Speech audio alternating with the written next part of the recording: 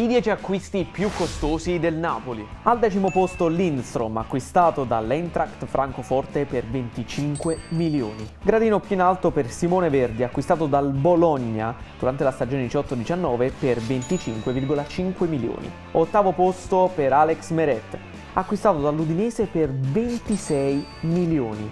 Al 7° posto Milik, preso dall'Ajax per 32 milioni. Al 6° posto Fabian Ruiz, acquistato dal Real Betis per 32,560 milioni. 5° posto per Giacomo Raspadori, acquistato dal Sassuolo per 35 milioni. 4° posto il greco Manolas, acquistato dalla Roma per 36 milioni. Gradino più basso del podio per Gonzalo Higuaín, acquistato dal Real Madrid per 39 milioni. Al 2° posto troviamo Lozano, acquistato per 50 milioni.